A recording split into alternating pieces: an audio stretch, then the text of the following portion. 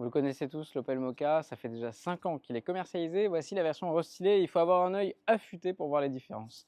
Uniquement ces petits traits ici dans les feux à l'avant, une bouche beaucoup plus fine et c'est à peu près tout. Ah si, moins de nid d'abeilles à l'avant. Bon, ça ne changera pas la face du monde, cet Opel Mokka. C'est l'Opel qui a signé le renouveau du design avec le pur panel pour l'intérieur et cette calandre, le visor de chez Opel. On aura le même bloc électrique ou thermique. Notre version électrique aujourd'hui, c'est la 54 kW avec 156 chevaux emprunté au Jeep Avenger, à la Fiat 600, au Peugeot 2008. Vous l'avez compris, c'est une Stellantis. Alors, en quoi va-t-elle se différencier? Avec un look un peu plus soigné, avec un intérieur plus ergonomique, à la germanique si je puis dire, austère mais bien présenté. En revanche, gros point rouge sur la qualité de fabrication, l'assemblage sera correct. Il faut lui allouer quelque chose, s'il possède un petit logo Opel au centre de sa calandre, il s'agit pourtant d'un véhicule fabriqué en France, à Poissy, et rien que pour ça, il mérite des applaudissements. Des applaudissements qu'il fait en revanche payer très cher. Cette version-là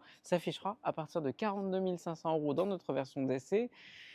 À ce prix-là, on peut espérer mieux, beaucoup mieux, des véhicules de catégorie supérieure en SUV compact, pour ne pas nommer les Kia EV3, Skoda Elroq ou même des modèles 3 si l'on veut une berline.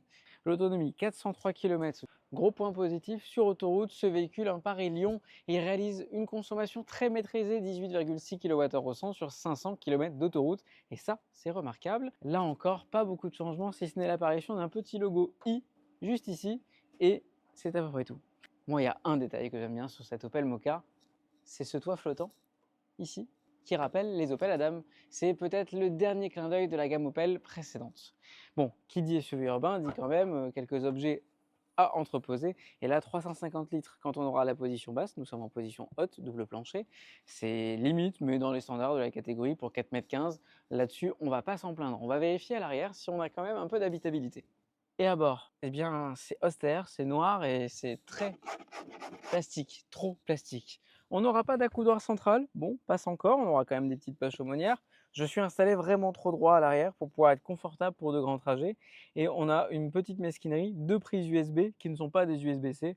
En 7 ans, en 2025, on aurait pu espérer au moins l'un ou l'autre ou les deux en USB-C.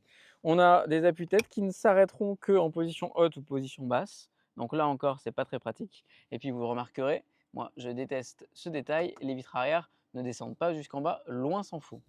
Bon, à l'arrière, c'est pas la position la plus agréable. On espère que cette Opel Mokka se rattrape à l'avant.